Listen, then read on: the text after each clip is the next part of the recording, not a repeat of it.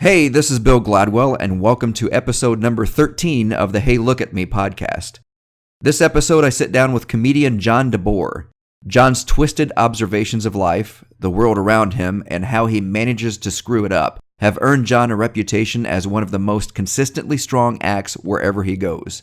John and I talk about how to get out of a timeshare presentation, dodging beer bottles flying at you, John's influence in comedy, performing stand-up until you die, John's attempt at mentalism, how to lose a testicle, and John's advice for others in the business. If you haven't already subscribed to the podcast, you can subscribe on iTunes and Stitcher, and when you do, leave a 5-star review. I would really appreciate it. You can follow me on Twitter, at Bill Gladwell, and you can jump on my website with any questions or comments at BillGladwellLive.com. So enjoy episode 13 of the Hey Look at Me podcast. You guys listen to podcasts at all? Do you? All right. Mary, do you have a podcast that you like to listen to? No. No? Have you ever listened to a podcast? No. It's like radio or TV on the internet. And they have a subject for anything you can imagine. Yeah. Michelle? Some good, some bad. The Coast to Coast AM podcast? You've heard it before, right? Yes. Coast to Coast AM. Yeah, it's pretty crazy stuff, huh? It's very crazy. Yeah. John and I, we just talked over text message on your way here, I guess, right? You Mm-hmm. were driving? Mm-hmm. Yeah. No, So- where what? Yeah, I think I was when we were, yep. Driving. And I asked him how he wanted me to introduce him. He texted that over, so that worked out well. It's going so far so good, right? Oh, yeah. Yeah. So, and the only thing I had to ask him he was really good. The only thing I had to ask him when he got here was how do you pronounce her last name?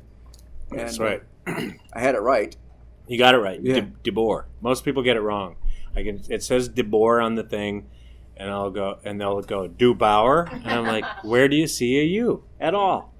No, D. But people won't remember it, and radio guys always go DeBoer like boring. And I'm like, yeah, real funny, buddy. I'm gonna have to use that on the podcast. Yeah, till I looked it up and found out that that's exactly where that word came from. Is it really? Yeah. Yeah. Yeah, it's the South Africans. The Boers were the farmers, and they were really not fun. And so, if you were no fun, they would call you a Boer. And so, I'm pretty much screwed with a name. So your name basically means falling asleep on the toilet. Yeah, pretty much. All right. Yeah, passing out with a drink in your hand. That's what it means. So the name of the podcast, if you want to listen to it or download it, we're on our 10th episode I just put up this week. And it's called Hey Look at Me, because there's probably something wrong with all of us that get up here on stage and talk to you. I'm even worse because I talk to you and do stupid stuff. And John talks to you and basically so you can watch us for an hour and then leave, right? Yeah. Yeah.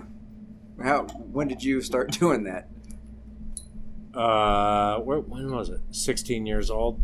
Was it really? Yeah, high school talent show. I won the $50, and then the 2 years after that, I hosted the talent show, and we had I got played up to the Tonight Show theme and did all that. I had a co-host and a desk, and we had a video screen and a monitor and all that, and we did the talent show just like it was our own little Tonight Show or Letterman or something like that. And then I went to college. Then I didn't do it again until college at University of South Florida in Tampa, and they had a comedy contest one night, and with Ron Bennington's Comedy Scene, and I went up there, and I remember I told my college roommate, and I'd been keeping a notebook my whole, since I was 15, keeping a little notebook, and I remember telling my college roommate, I'm like, dude, don't make plans for next Friday. He's like, why not? I'm like, I can't tell you. And all the way up until that day, he's like, dude, where are we going? I'm like, I can't tell you. And then that night, we were right by Busch Gardens, so that's what we drank there. And we got a case of Busch, and we drove across the causeway, and then did this comedy contest. And I don't remember doing it at all after this case of Busch. Just vaguely remember the guy going, nice job, kid. I went up 44 out of 45th, and I just remember the guy going, nice job. But if he would have said, yeah, kid, you really shouldn't do it again, I probably wouldn't have. But even at that inebriated state, I'm like, he said I did a nice job. And now we're in Hilton Head with you guys, right? Why comedy? Why did you pick that when you were 16 or 15 or 16? Lack of a better skill. Because are you saying anybody can do comedy? It's not that easy. It really isn't that easy. Anybody ever try comedy out here? No, you should try it one night. All by yourself, Yeah, right? try it. Yeah. Josh, give it a try. Come on. John Mayer tried it. He did? Yeah. Is he any good? Well, he's not doing it anymore. All right. Yeah, he's back to singing. Yeah. Yeah. I tried guitar once with the same results. So, were you considered a class clown? I would say so. Yeah, I could crack people up every once in a while. And I think the first time I ever made a group of people laugh that I remember, other than when I was a kid and my parents would have dinner parties, I'd be reciting Smokey and the Bandit to them. And that was my favorite movie of all time. And here we are at my parents having all these people over. Here's me at 9 years old going, "Ain't no way you could ever come from my loins. Soon as I get home, the first thing I'm going to do is punch your mama in the mouth."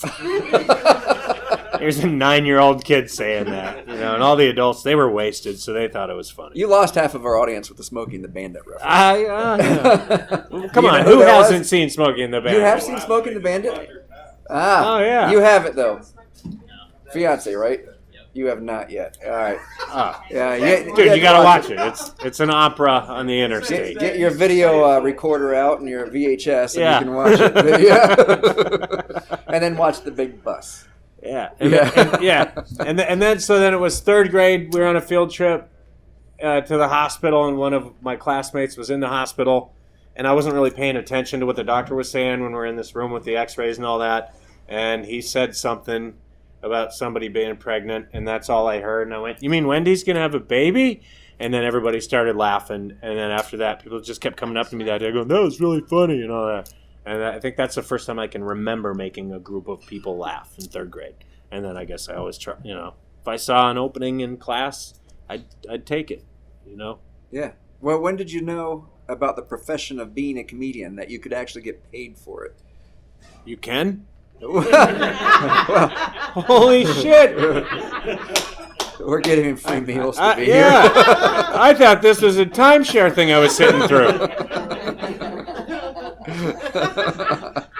I'm like, I love Hilton Head. How long is this timeshare meeting going to last?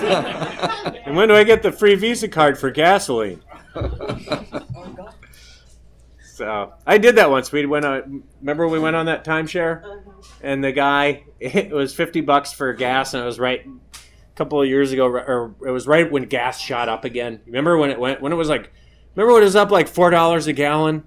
Remember when $2 a gallon pissed you off? Right? And then it goes up to $4 a gallon. You're like, I wish we had $2 a gallon again. Then the economy took a tank, and it went down to $2 a gallon. And that same $2 that used to piss me off, now I'm like, I was shoving the gas hose up my butt just to get an extra gallon at the good price. And it was, all right, we can edit that out. That didn't work. It works in a regular comedy show, but evidently that's not a good podcast bit. We did a timeshare thing one time, and we sat there for about two hours listening to this guy. He said it was only going to take, it should be 30, 40 minutes tops. 2 hours into it, you're like, hello, and they're trying to close you and all this stuff. And finally, and at that point, I had gotten my insurance license, because I had gotten my insurance license, and I just went, okay, this has to stop. And I told the guy, his name was Jeff, and I go, Jeff, do you have any life insurance by chance? And he goes, no, I don't. I go, would you be more interested in some term or whole life, do you think? What do you need to cover it? I just went through all the stuff and all that, and about 5 minutes in, finally I'm like, come on, Jeff, let me help you. Help me help you, Jeff. And I just kept giving him the hard sell on insurance and trying to, like, come on, man, for like $60 a month, you can get $150,000 in coverage. And finally he goes, hang on a minute, let me go get my manager. And the manager comes over and he goes, sign here, here's your gas card. And they let us go. So if you ever go do the timeshare and all that, just start selling a Amway or some shit, and you'll be out of there in 5 minutes with that free thing they promised you. Well, so when was your first paying gig? That was it. That was it? No, first paying gig was, 92, 91. About 6 months after I started an MC spot somewhere. Where did you start at? Minneapolis, Minnesota. How was the scene there back at that time? It was good. I mean, back there, that's when I mean, Louis Anderson had come out of there. Roseanne played there quite a bit. Tom Arnold, Mystery Science Theater 2000. I know who you're talking about. You know what I'm talking about? The tall, skinny guy. Yeah, I know who you're talking about. I can't remember his name, though. Joel Hodgson. Joel something. Yeah, Joel Hodgson it was. And so it was a good scene. There's a lot of clubs. Is there a lot of clubs in Minneapolis? It's a great comedy scene, yeah. Still today? Yeah, absolutely. Yep. So. Got it. Open mics? You were doing open mics up to this point or through this point? Which point? Your first paying gig in Minneapolis.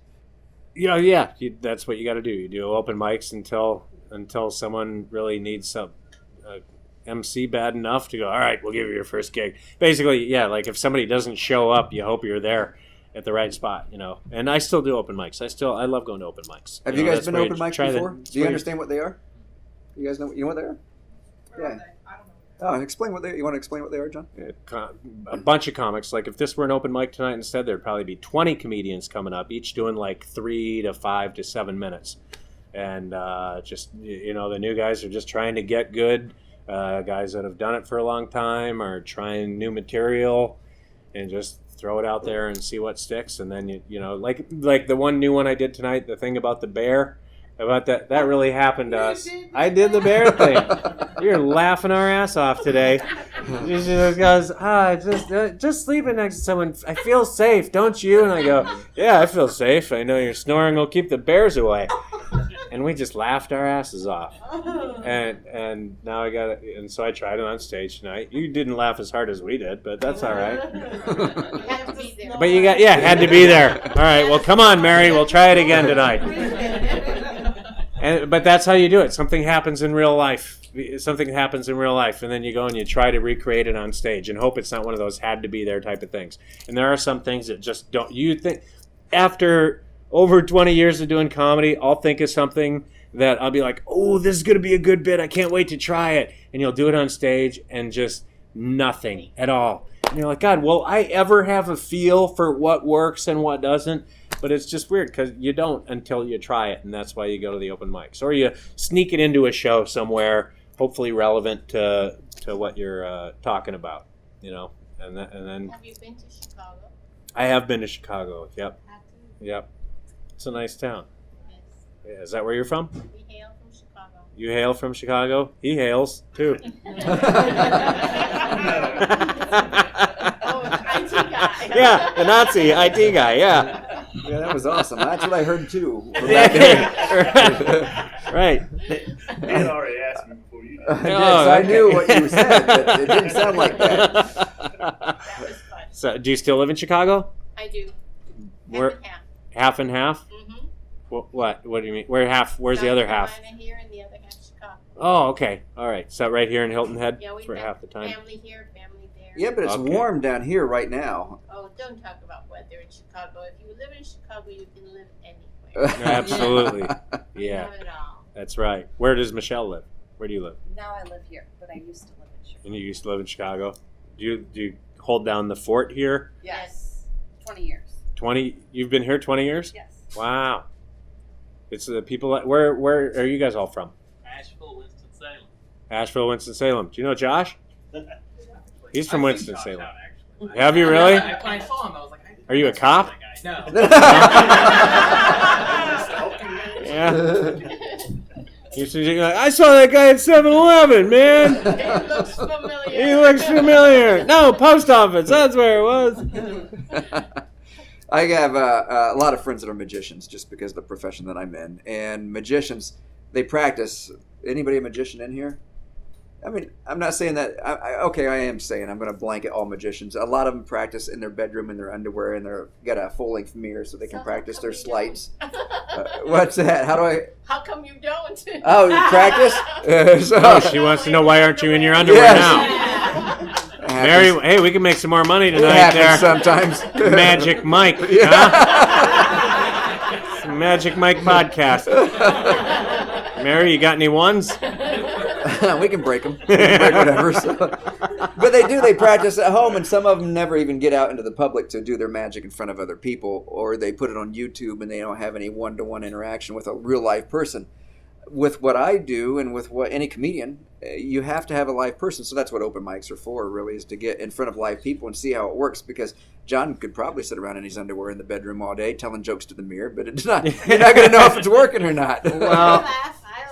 I would probably laugh too if I saw him. Well, my thing is, you said that a magician is in the underwear in a mirror practicing his sleight of hand. Yeah, why not? That's when I would practice my sleight of hand in my underwear too. So what's the? You maybe have more than one, but what's the worst gig that you've ever had? That had to be. Wouldn't it be Sanford? Wouldn't it be Sanford? Remember when we were? It was a place in Sanford, Florida.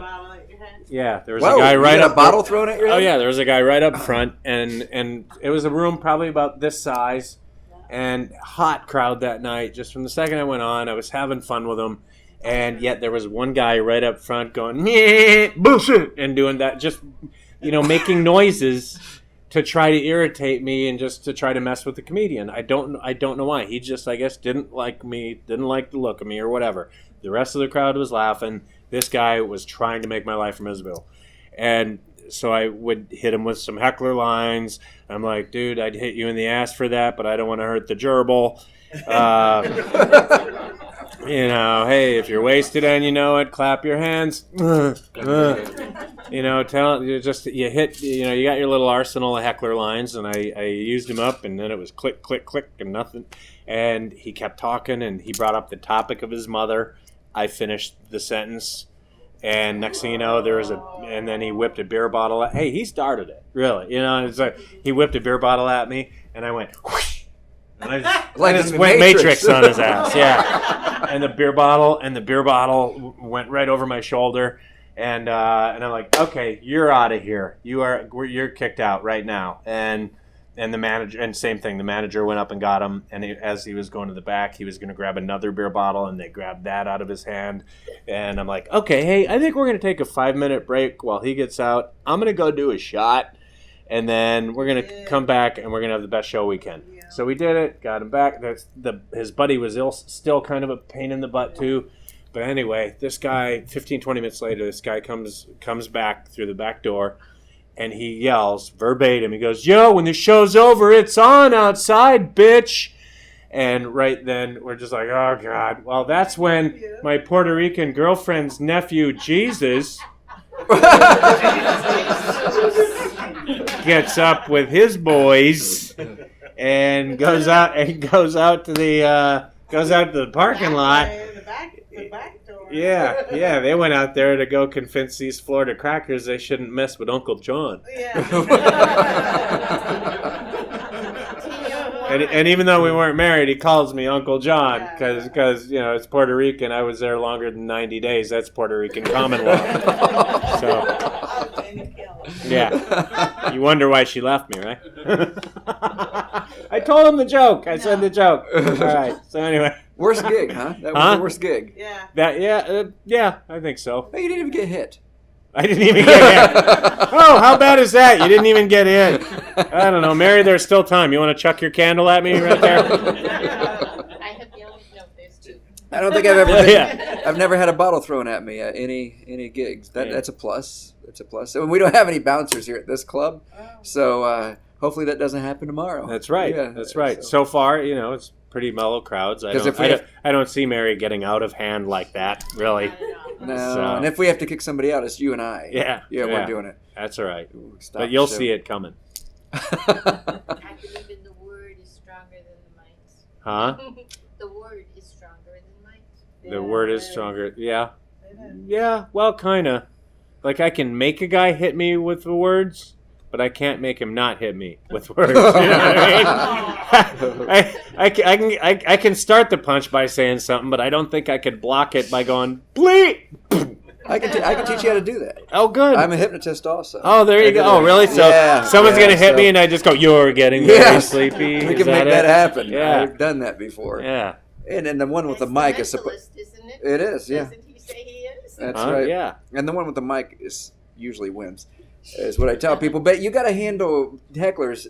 There's a way to handle hecklers, because if you don't handle them correctly, the rest of the audience is not on your side at Right. certain points. Right. And so have you, what is that the worst experience you've had with a heckler? Now, what I'll do now is let them hang themselves. Is what you do. If they're being like, if it's someone who's just talking a little bit, I'm not going to jump on somebody. You know what I mean? Like if you said something tonight, or you're just trying to have a little fun or whatever. If it is bothering me, I'll be like, hey, you guys, I'll take care of the show. Don't worry. I'll be nice to them and try to do it with a couple nice heckler lines. Like, hey, when you think of saying something like you've been doing, just tweet yourself instead, or something like that. Use Twitter, and then you can read it after the show. But if they're obvious, so I'll be nice to them for a while. If they're obviously trying, if I know that they're going to ruin the show, they're not going to shut up, they're so drunk they don't care, you ask them to be quiet and they don't care, then I will say, hey, we're going to stop the show because these people don't want to be here and they want to ruin it for everybody. We've given them ample amount of tries to do it, but I'm not going to waste a whole hour just trying to deal with them when you guys paid money to watch a comedy show. And I'll take a 5-minute break and I'll say, we're going to get them out. And then I'm going to come back and give you the best show I possibly can. And I'll do that because I don't see the point in wasting that amount of time, Or just, like I said, let them hang themselves and make an ass of themselves enough to do it. Check out, if you Google on YouTube, Heckler and Her Goons, there's a video of this girl in Minneapolis she was so drunk after a Twins game, and it got to a point where she got up and she started walking towards the stage, and she wasn't being mean about it at all, but she was just drunk and happy and didn't know that that's not the place where she was supposed to be talking. And she was like, at one point she was sitting down and all the seats next to her were empty. And then there were seats over, about four empty seats, and then some people again. And I'm like, hey, you guys aren't with her, right? And you guys aren't with her, right? And I'm like, oh, look, your friends got drunk, or you got drunk and your friends didn't even want to be with you anymore, and they left you here, blah, blah, blah, blah, blah. And she was, I can't even remember what the hell I said on the thing. It was funny when I said it on there. But long story short, the cops ended up coming, and you can't really see them because I subtitled it, but you can see the show. And at that, I told her, I go, as soon as the cops came and everyone's like, whoa, I'm like, yep, one way or another, I knew you were going to end up in handcuffs tonight. And the cops took her out, and the whole audience, 275 people, started singing, na, na, na, na, hey, hey, hey, goodbye. And and I'm so glad I got that on tape. It was just the funniest thing that's ever happened to me during a show like that. It was fun. We don't have a history. I took the club over April 1st here, and we don't have a history of hecklers in the club here, and not mean ones, I guess. We had a lady sitting right where you're sitting right there one night when, Louis Ramey? Yeah. Louis was up here, and right in the middle of his act, she stood up, and she had been drinking, and she said, stop, can I say something? And Louis gave her the floor. And she goes, I want to tell you how much I love you, and this is great. All of us, wouldn't you guys all agree? And she went on for 5 or 6 minutes, and he let her go on. And then she was fine after that. But we get hecklers like that here. Yeah, just so happy they can't contain themselves, right? Like Olga the first night. Yes, Remember Olga right here, where you're at. Olga and Vladimir, yeah. Yes, and she came up. John let her up on stage to tell a story. I did. Look at it. He's got pictures. I got the selfie. I took a selfie. I don't know if you can see it here. And they had been in the United States for 40-some years, right? Uh-huh. From Russia. And they still had the accent that they had when they moved over here. Yeah, there. I don't know if you can see it, but there. Yeah. She was just having a blast and wanted to tell her joke. Yeah, it was a good time. Yeah. And but so we get good hecklers here. I don't think we've had any bad hecklers except for one comedian, and I don't think it was it was not the club. It was more of the comedian that came in here, and he grew up here, and people from high school came to see him, and they were heckling him. They were mean. Some of them were mean, and so Why yeah, is high school so mean? why? I don't know. Well, yeah, kids are assholes. Yeah, they are. No, kidding. Not you. I'm just kidding, kid. Still that No. way. How old? You're old enough too, right? How old are you? 30, actually. 30? Yep. Jesus! I'm saying 21 The hell's in your water? Man, look at you, Ponce de Leon. Did I get the right guy? Okay, good. All right, thank you. As you were coming up, who were your influences? Were comedians even your influence? Because my influences were comedians, and I'm not a stand-up. And you would think that most of my influences would be other mentalists or even magicians, and they're not. And I always liked stand-up. You could always find me in a club when I travel because I do corporate work all over the place. Corporate work, I entertain and also consult. And so comedians is what I base my show around. And then I had a comedian in here. He said he based his around musicians. He had a few musicians that he really liked, and it wasn't comedians at all that influenced him. So what about you? Who influenced you growing up? Yeah, me, Leonard Skinner. I can tell you. Johnny Carson, maybe? Johnny Carson, Eddie Murphy, George Carlin, Jerry Seinfeld, Drew Carey. Anyone through the 80s is when if you don't, can I ask how old you are? 46. Oh, you're about my age, and I'm 44. So Okay. that's good. So we grew up about the same time. Yeah. Is that a real 46 or is that a LA 46? Why do I look older than that? No, people lie about their age. There's comedians that lie about their age because Right. they're trying to get on TV or something like that. But Yeah. No, I'm older. so Yeah, 46. you would think like when you fill out the W-9 form for whatever show you're on, they'd be like, "Hey, you lied to us." Yeah, no kidding. It says So 46 you had here. back in the 80s, we had tapes. We had VHSs, but we also had audio tapes with Eddie Murphy's Raw on them. We had George Carlin on the tapes. Yep. Were you one of the guys that went through and memorized the acts? And Just the 7 dirty words. yeah, And I think I didn't have tapes. They were records. I had the records.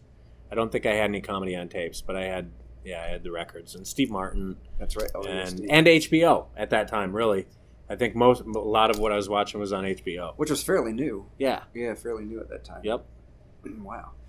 So, what are your goals at this point? I mean, because I'm 44 and you're 46, so we're about the same age. And here we are in Hilton Head. What do you want to do? What when you're 60? Where do you want to be at? 60. Well, by then, I don't know, Sarasota. At the dog races.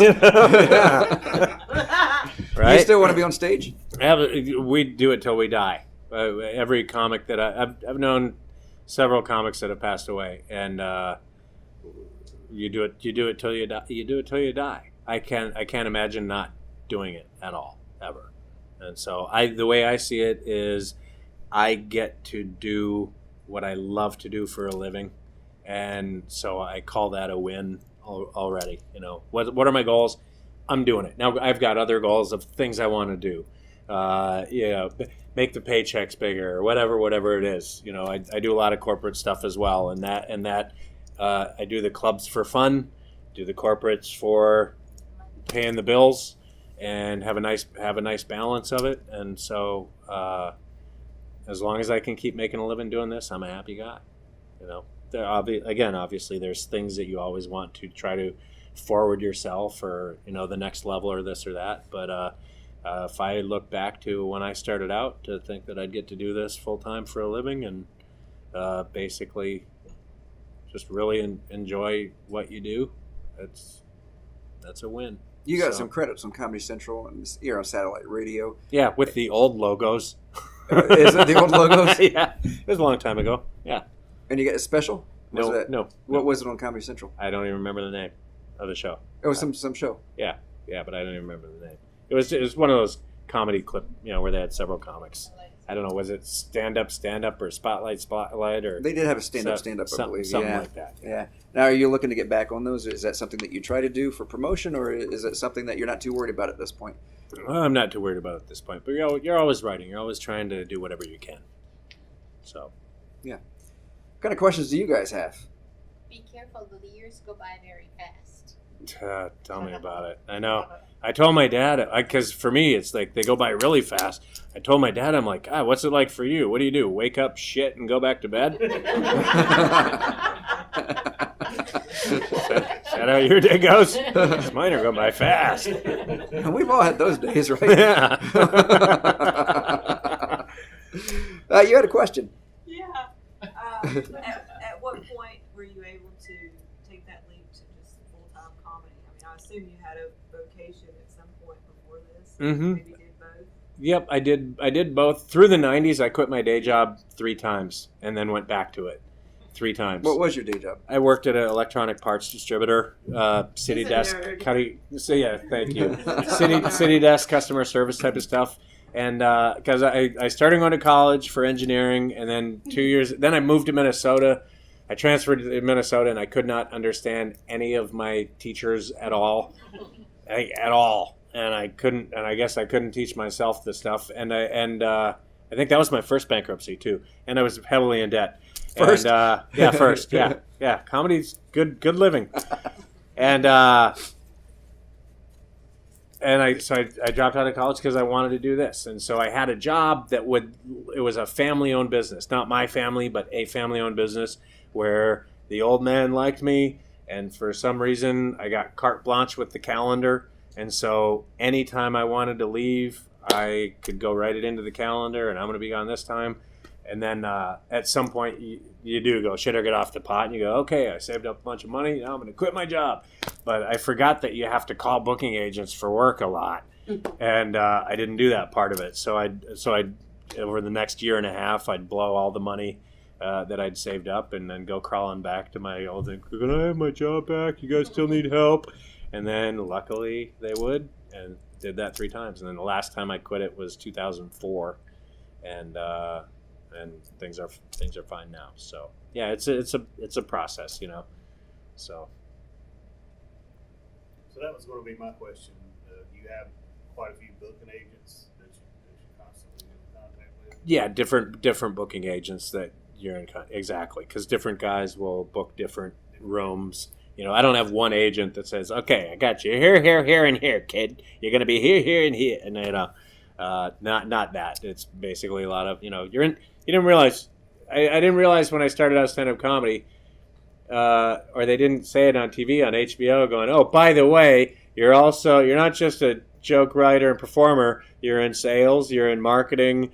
You're in legal. You're in accounting. You're in, you know." It's a small business, and you've got to run every aspect of that. Bankruptcy. And bankruptcy, exactly, and the bankruptcy law. And I got that one figured out pretty good. So if anyone needs help with that, just let me know. Mary's going to take your spot tomorrow night if you don't watch this. I want you to come back. Oh, hey, can I just? I want to try this. And don't stop. I want to try something. Can I? I think I know one mentalism trick, or can I try it? Okay. Is that okay? Would you Yeah. be offended? Can I try it? No, you can try. I want to try one thing because I want to, maybe I'll It's get not into gonna your hurt. Okay. Is all it? right. Huh? No. No.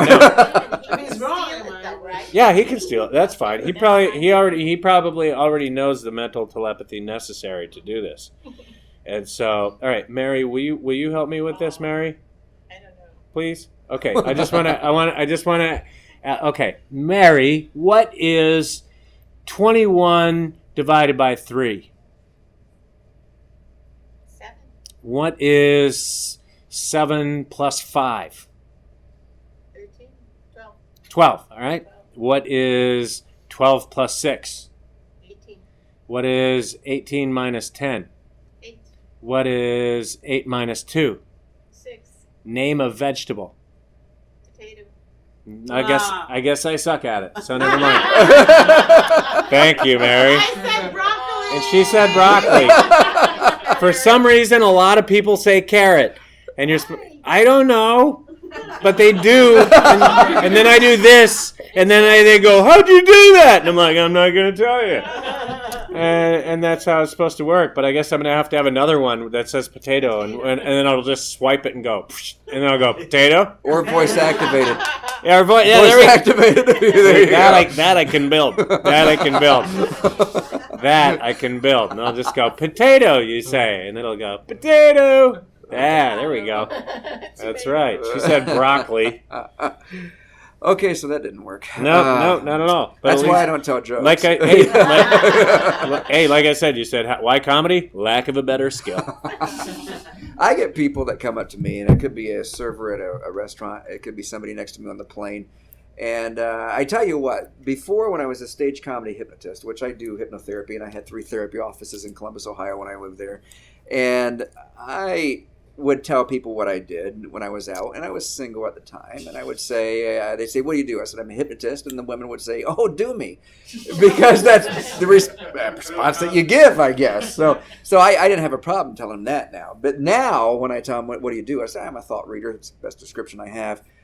And they said, oh, what am I thinking right now? Which doesn't work that way, because I read body language and stuff. So my question for you, John, is do you actually tell people you're a comedian? And if you do you get the response, oh, tell me a joke? Do you get that response back? Right. I don't tell them that. Never.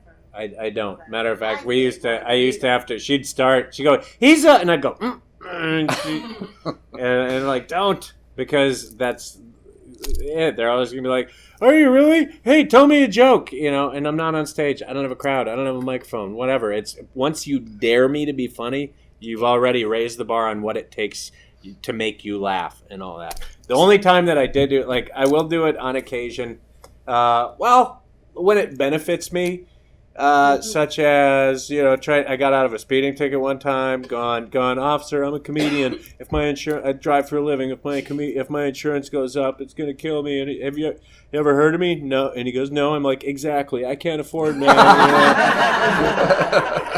And so, and then I did. And then this last week, I was at a Quick Trip. It's a convenience store in Minnesota and Wisconsin. And I get gas, and I go in there. Not gas. I'm sorry. I was getting a coffee, and I pay for my coffee, and the lady goes, did you have gas today? And I go, nope, felt pretty good all day.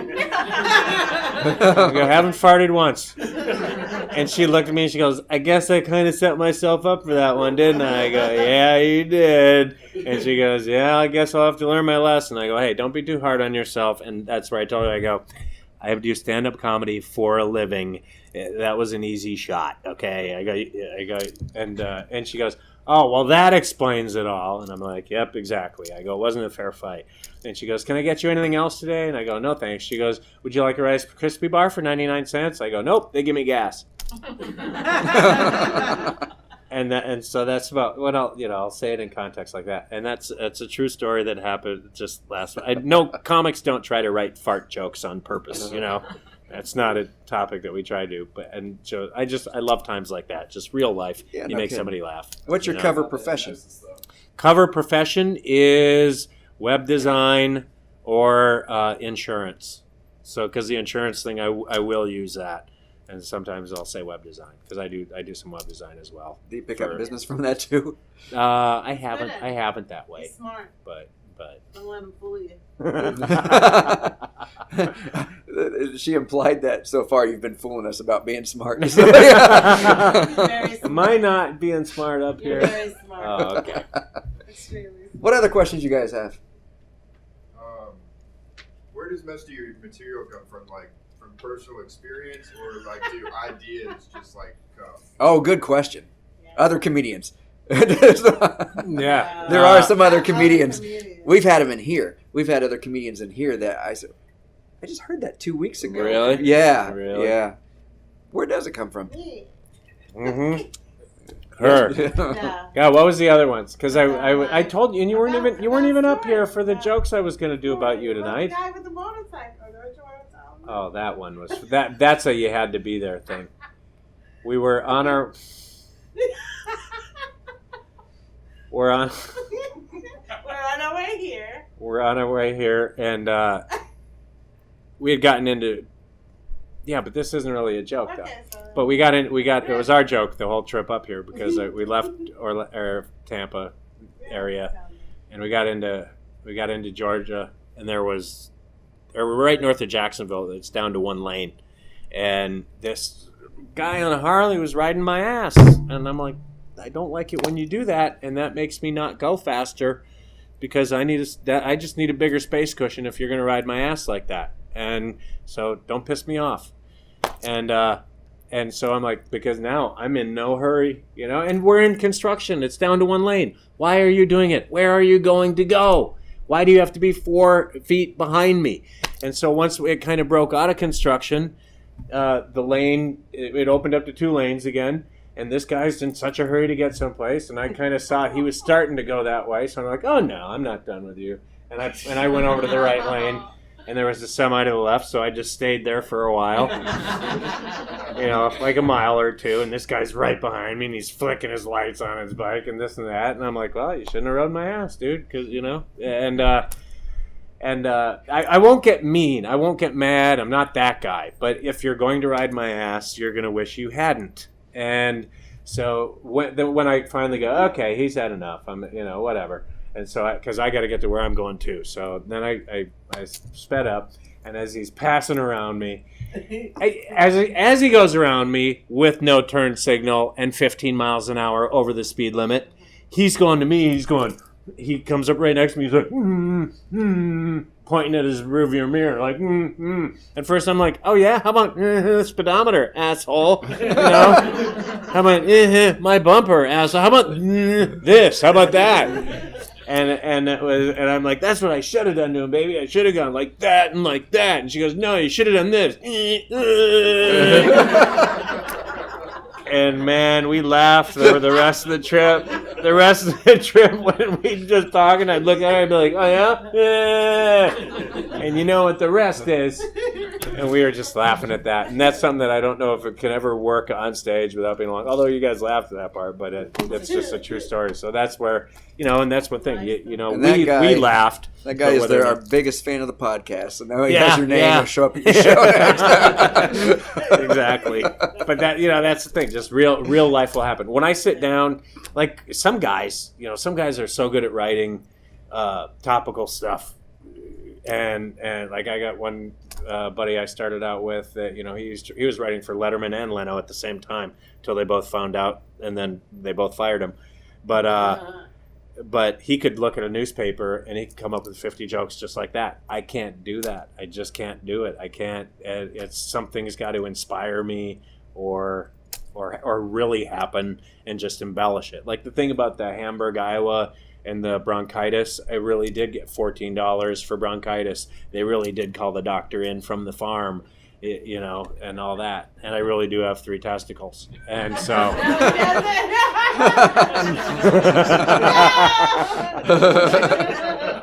It's just a bonus testicle is what it is. Yeah. I mean, you never know when you might lose one. Oh no! What was the other one? One for good luck. Mary one says for good luck. There you go. What was the? Hold on. What was the other one? It's not always feeding. If a baby was the most interesting baby in the world. No, Dos Equis. Yeah, the Dos Equis guy. It's not always feeding time, but when it is, I like to drink Dos Tetas. We were doing that the whole way up too. I told my son to name his little chihuahua Dos Equis. Dos Equis. Yeah. I have a friend from Australia. He lives here in the States now, and he was a rugby player in Australia. And he got tackled one night and got him in the groin, and he was doubled over. But they put him back in the game. He played the rest of the game. I don't know if they won or not. Then they went out drinking afterwards. Then he picked up a girl, went home, slept with her. And then the next morning he realized that one of his testicles was missing. So when he got tackled, they spiked the testicle, which pulled it out. So he went to the hospital, but that's an Australian for you, though, because he finished the game, went drinking, slept with the woman, and then realized he was missing a testicle after that. So. Wow. Did he think she stole it? I don't know, but if he had 3... How do you spike someone's testicle? Well, because they were spikes in the game, in the rugby game, so somebody stepped on him, yeah. 2 glasses of wine, huh? Yeah. So, but my point is, if he had 3, it wouldn't have mattered. Right. Yeah. Right. So you've got that going for you. That's why. Yeah. That's why God gave me the extra. Yeah. The reason for the podcast, and I think I explain this on every episode, is that I grew up in Lima, Ohio, which is a very small town. At the time, it had like 44,000 people, and that included the federal penitentiary that was there, and they included them in the survey. And so when I started what I did back in '89, and I didn't have any mentors, I didn't have any references to go from, And so I winged it for a long time. And we didn't have the internet. We didn't have podcasts. We had VHSs, and DVDs came out shortly after that. And I wish I would have had a podcast to listen to see if people were going through the same things I was going through, and also for tips. And that's why I started the podcast, for other comedians coming up, and just to let them know that everybody goes through it. So I recommend, if somebody says, what's one thing that you would recommend if you could tell us one thing? And I say being bold.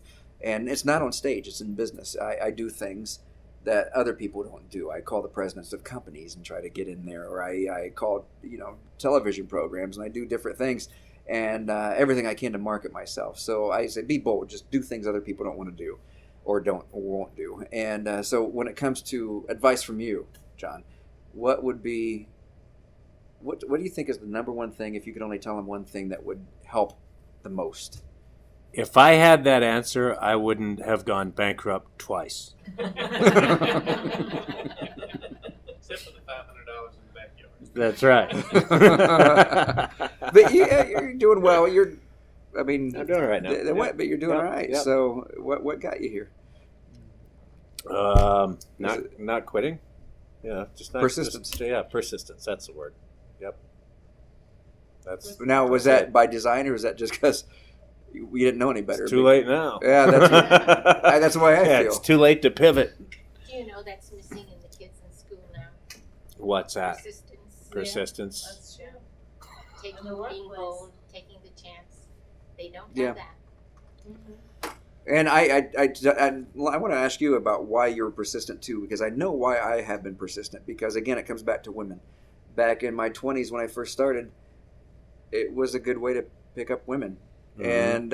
And that kept me going with the entertainment and with the hypnosis. And when I got in my 30s, that's when I really realized that, I should probably do something with this. And so I started really focusing on the marketing of it, because I was already doing shows and stuff, but I wanted to make it even better. And so what kept you going? What is it that keeps you going and doing this? I've just always wanted to do it, and I won't settle for not doing it. And so you keep going on. You just keep doing it. Is it about?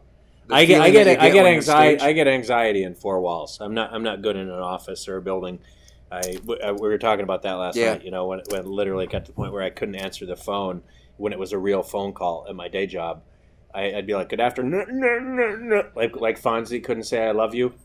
I couldn't say good afternoon for the business, because my brain knew I didn't want to be there that bad. I'd look out the windows and see the cars, and I'm like, I should be out there on my way somewhere to a gig.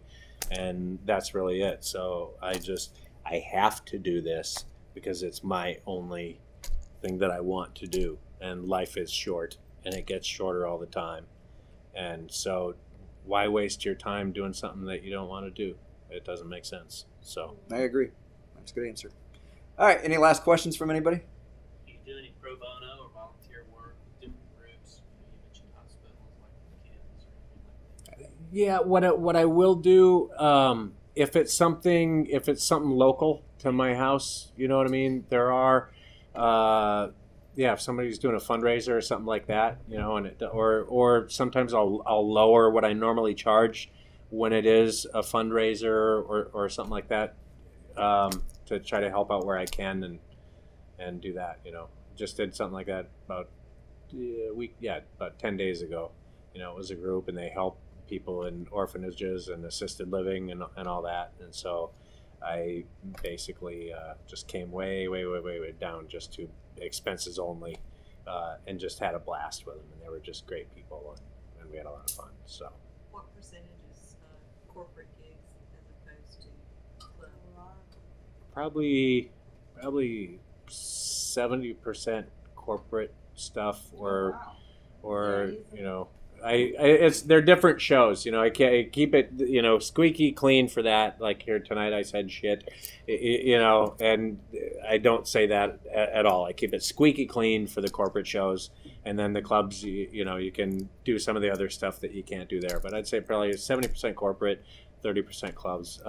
Especially like December through April or May, there's a lot of company Christmas parties especially up in the Midwest. And in the winter in Minnesota and Michigan and Illinois, there's nothing else to do but go inside and drink for those people, right? So like, let's have a comedian and or a community show or something like that. So mine's really skewed because mine used to be 100% corporate, almost 100% corporate. And then I got the theater in Gatlinburg, Tennessee, and I had the #1 show there for several years.